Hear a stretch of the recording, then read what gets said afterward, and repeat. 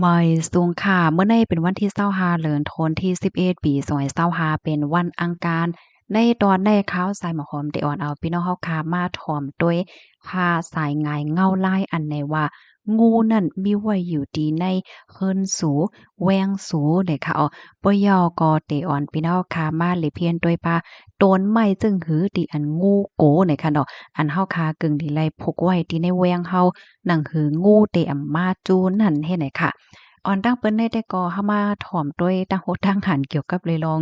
สายงายเงาลายอันในว่างูซ่อนว่าอยู่ที่ในแว้งเฮาเฮ็ดจังได๋นะพี่น้องเมื่อวันที่24เดือนธันวาคมที่11ปี2025ในค่ะมีข่าวง่าวออกมาว่าตั้งฝ่ายผู้โรงเรียนเกี่ยวกับเลยลองการติ้งยอบงูไล่ออกมา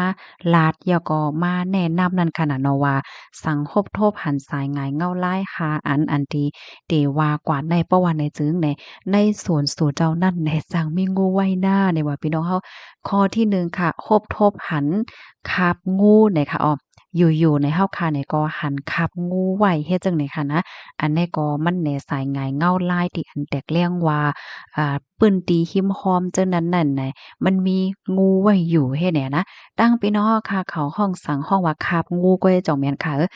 ก็เพราะว่างูในมันเนี่ยก็ลอกคาบนั่นน่ะเพราะว่า มันลอกคาบเหยี่ยวไหนมันก็สิมีไว้คาบงูไว้อยู่หิมหอมเจิ้นนั่นเฮ็ดให้ค่ะงูบางโตในขณะเขาเนี่ยก็ลอกคาบ1ปีในเป็นหลายกำเฮ็ดจั่งใดค่ะสังว่าเฮาคาฮบทบหันมันมีไว้หิมโห้5อำนั้นก็เปิ้นตีเสติตีอำนั้นก็จ้อมเปิ้น5จ้อมในอันเป็นยุงไม้5ไหลจั่งใดเนี่ยมันเป็นไรว่าหิมหอมจั่งนั้นไหนแหน่งูอยู่ไว้แหน่ว่าพี่น้องเฮากำไรที่2เนี่ยก็ฮบทบหัน เปิ้นฮ้องว่าพายของงูเฮ็ดให้นะมันจะมีลูกเล็กๆอ่อนแล้วก็มีขนอีๆเฮ็ดจั่งใดค่ะนะอันเป็นพายงูอันนั้นก็ความใต้เฮาได้ติฮ้องว่าขี้งูเฮ็ดเนี่ยเนาะย้อนใจถ้อยความที่เข้าใจง่ายๆค่ะนะมันติคล้ายๆเหมือนกันตั้งขี้นกนี่ว่านะพยายามหันพ้องก็บ่ฮู้ว่าอันใดๆค่ะนะพี่น้องคะฟังด้วยค่ะมันจะมีอสังมันจังหนังว่าเป็นขี้นกนะ เฮแลมันจะมีปลาลูกเล็กๆอ่อนอันนั้นก็มีขนอีดๆเอะเนี่ยล่อเล่ไว้อยู่เฮ็ดไหนคะอ้อก็เพิ่นนั่นแหละเพราะว่าครบถ้วนหันจั่งใดก็ให้ตื่นสตินั่นน่ะนะกำในที่3เนี่ยก็เสียงร้องกบเนี่ยค่ะเนาะข้าวยามกลางค่ำกลางคืนในเนี่ยเพราะว่าเฮาคาได้ยินเสียงร้องเขียดว่ากบว่าจั่งใดเนี่ยก็ให้ตื่นฟังไว้ล่ะเนี่ยค่ะก็เพราะว่างูกำปานนำเนี่ยเขาได้หากินกลางคืนค่ะ และกบว่าเขตว่าจั่งใดเนี่ยก็เป็นตั้งกินที่อันงูในเกียกหน้านั้นขนาดแน่สังว่าเฮาคาได้ยินเสียงกบเสียงเขียดร้องน่ะเพราะว่าในจึงแหนมมันเป็นไรว่าในสวนเฮาค่ะนั้นมันจังมีงูอยู่เหย้าเฮ็ดหนาอ้ายเนี่ยพี่น้องค่ะกับในที่4ค่ะห้อยงูค่ะนะห้อยเลือนงูเฮ็ดแหนมานั่งสวนมานั่งแว้งหมากแว้งค่ะเนาะก็ได้พกไว้ผักกาดผักกี้อันนั้นก็ผักหังเหเมียวๆเนี่ยค่ะเนาะเพราะว่าเฮาคาหันผักเฮาโลมไว้อันนั้นก็มีห้อยเลินไว้ว่าหังว่าเฮ็ดใดก็อันนี้ก็มันปองว่างูในเลินก็เลินมาเฮ็ดให้เนาะข้าวยามกลางค่ำกลางคืนว่าสังว่าเจอได้เฮ็ดให้นะ กำในข้อที่5เนี่ยค่ะหมาเห่าเฮ็ดให้นะหมาเนี่ยเขาก็ได้หันงูนั่นน่ะนะอันนั้นก็หนมเสียวเฮ็ดให้นมเสียวนมก็นมมาเฮ็ดจั่งใดนะหมาได้ค่ะเขาเนี่ยก็ไล่เสียวอายไล่ไว้เฮ็ดจั่งใดแลสังว่ามันเห่าป้าเหนมเสียวป้าเหแล้วจั่งใดแน่มันก็เป็นเลยว่าหิมห้อมนั่นแน่มันมีงูมีงูเลื้อนก็เลื้อนมาไว้อยู่เฮ็ดจั่งเนี้ยนะ สันเจ้าหนังเฮาคาฮบทอผ่านว่าที่ในสวนในเวียงเฮาคานั้นมีงูยาวเฮในเฮาคาซ้ำเป็นเลยเฮ็ดจึงหือเนี่ยค่ะเนาะผู้โรงเรียนเขาแนะนำว่าสังเฮาคาฮบทบงูอำนั้นก็ทางเทิงว่างูนั้นมีไว้อยู่ที่ในสวนเฮาเนี่ยจึงอย่าไปเข้าจำนะสติอย่าไปเข้ากวาดจำแล้วก็อย่าไปเข้ากวาดขี่ค่ะนะบางป้อในเดียวตั้งใหม่ก็ขี่ๆกับป้องูให้เนี่ยนะเฮาบ่ฮู้เลยลูกงูนั้นมีเป็นหลายโตเนาะบางป้องแน่ งูเนี่ยมันอยู่เป็นห้างก็เป็นไรมันสิมีปอมีแม่มีลูกงูบ่เต็มก็เสียงให้เนี่ยอ่านยาวก็ตุ่มคนเด้อบ่เกี่ยวนะพี่น้องค่ะจงเป็นเหมือนกันกับหัวคาโกงงูน่ะค่ะนะ เฮาโหลดเลยถอยเฮาโหลดเลยถอยน่ะเนาะโหลดเลยออกยานไกอย่าไปกว่าจำมันน่ะค่ะแล้วก็อย่าไปม่อแม่น่ะเนาะอย่าไปเสียงหลังค่ะอย่าไปมีเสียงต่อยต๊อกๆตักๆน่ะค่ะเนาะเพราะว่าเสียงต่อยๆต๊อกๆตักๆเสียงหลังเนี่ยกงงูฮู้ตัวบ่ฮู้ตัวว่าเฮาแต่กว่าเฮ็ดเขียนดีมันแหน่กมันมาซักเฮาอ่อนต้างน่ะค่ะอ้อเพราะเฮามั่นใจว่าที่โซนในแว้งเฮานั้นมันมีงูเหยี่ยวอะแหน่ให้พี่น้องเฮาค่ะติดต่อกับสืบตั้งอันเป็นผู้ลงแล่นฝ่ายโตสัตว์ฝ่ายงูเขานั้นกำเหลียวเฮ็ดแหน่นะอ้ออันได้ซ้ำเพราะว่าเป็นปื้นตีอันมีภูมิพลพรเขาจ้อยแถมว่าอยู่ก็สอนว่ากามลีนั่นน่ะเพราะว่าเป็นปื้นตีที่อันฮัวเดอแลย้อนด้านจ้อยแถมที่ไผอันนั้นน่ะค่ะเนาะมันติหยาบแท้ครับผู้ลงแล่นเขาแนะนำแทงว่าอันลองอย่าน่าใส่เปิ้นน่ะอย่าไปขวางยอบงูหังก้อยว่า ก็เพราะว่า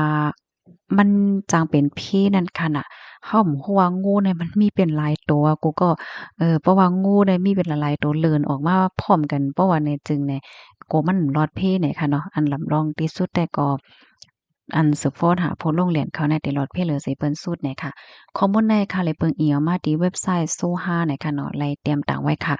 กำในซ้ำแต่ย้อนอ่อนเอาพี่น้องเฮาค่ะมาเลยเพียนด้วยต้นไม้อันงูโกเนี่ยค่ะนะ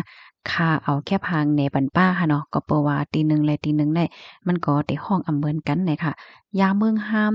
ยามเมืองห้ามเนี่ยก็งูโกเหมือนกันเนี่ยค่ะก้อยกาว่าปื้นตีตั้งเมืองเฮาได้เปิ้นบ่เลขกันพกยามเมืองห้ามเนาะจังว่านั้นค่ะสังว่าเป็นรายได้ก็สังว่าติแว้งพี่น้องเฮาค่ะนั่นออกมายามเมืองห้ามเนี่ยก็อย่าไปกว่าเตียบแปดแล้วค่ะนะพกไว้หิ้มขอบโพเนี่ยก็ลีอยู่ค่ะเนาะยามเมืองห้ามแน่หรือสิว่า อันมันจอยแฮงูโกเหย้าแหน่มีพรหลีตั้งนำตั้งหลายค่ะเนาะยามเบิ่งค่ำน่ะแล้วก็แท่งอันหนึ่งก็เนี่ยอันพี่น้องค่ะหันอยู่ที่ในแคบพังในคณะตั้งพี่น้องค่ะเพิ่นห้องสังเนี่ยอันนี้ก็งูโกเหมือนกันเฮ็ดให้ค่ะเนาะอ้ออันมันอันได้แต่เปิ้นห้องว่าจึ้งหือเปิ้นได้ซื้อมาตำจ้อมตัวจ้อมหางให้เนาะอันเฮาค่ะรู้จักกันนำหน้าได้ก็ค่าหอมค่ะเนาะค่าหอมได้แต่ก็ละลายดีก็พบกันไว้อยู่ยาวเฮ็ดจั่งใดค่ะนะ ข่าหอมในค่ะมันเป็นผักที่เฮาค่ะพกไว้เอามาเฮ็ดผักเฮ็ดผักกินไรผักหวานตั้งน้ำตั้งหลายยอก้อยมะก้าเนี่ยยังมีพรหลีป้างูโกเนี่ยค่ะเนาะงูในจางเลินเลินผ่านลายเนี่ยค่ะว่านะก็เพราะว่าวัยของข้าหอมนั่นแหน่มันติหมาดงูเฮ็ดเนี่ยค่ะเอานะ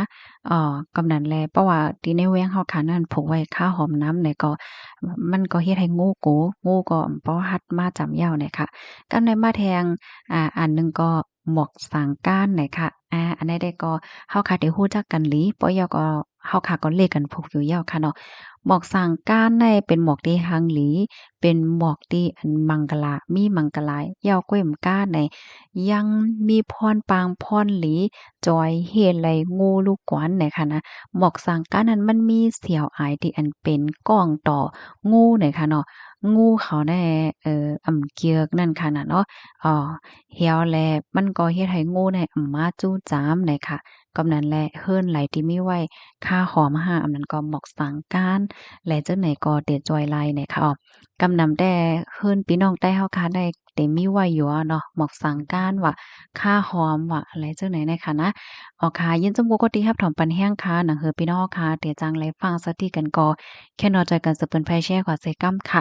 ลองงูในบางปอเฮาค่ะที่วนว่าเป็นลองไก่โตเฮาเนี่ยก้อยกะว่ามันไกลค่ะนะบางปอบางแลอยู่ๆงูในป่อมาให้เนี่ยลีโกน่ะได้ค่ะเนาะค่ะยินจมค่ะบ๊ายสงค่ะ